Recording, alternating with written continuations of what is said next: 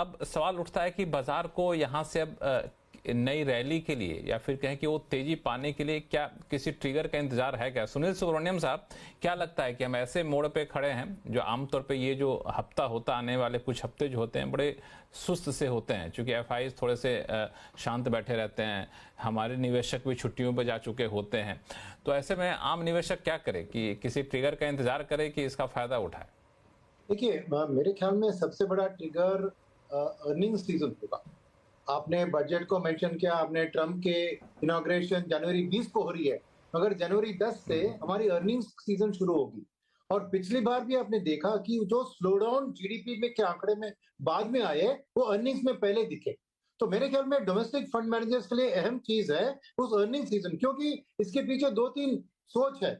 एक है कि जो पिछली हुई जो क्वार्टर थी उसमें 5.4% जीडीपी था, मगर आरबीआई गवर्नर ने इस क्वार्टर में 6.8 का ऐलान किया है, यानी करीबन 1.4% जीडीपी आंकड़े इंप्रूव होंगे।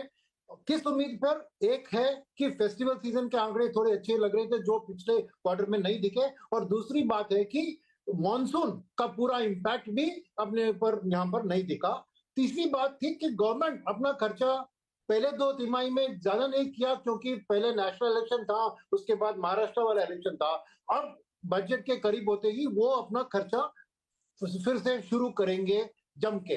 तो ये सब चीज हमें अर्निंग सीजन में ही दिखेगी, क्या असलियत में ये हो रहा है। तो मेरे ख्याल में डोमेस्टिक फंड मैनेजर्स जनवरी 10 सबसे अर्निंग शुरू होगी, तब तक ज्यादा वो खरीदारी नहीं करेंगे, कैश को हाथ में रखेंगे इस माहौल पर, बिकॉज उनको कैश चाहिए, गन पाउडर चाहिए जब क्लैरिटी आती है। और उस अर्निंग सीजन में भी ये क्वार्टर की अर्निंग्स को छोड़िए, क्या गाइडेंस दे रहे हैं पूरे साल के बारे में, इसके ऊपर ध्यान होगा।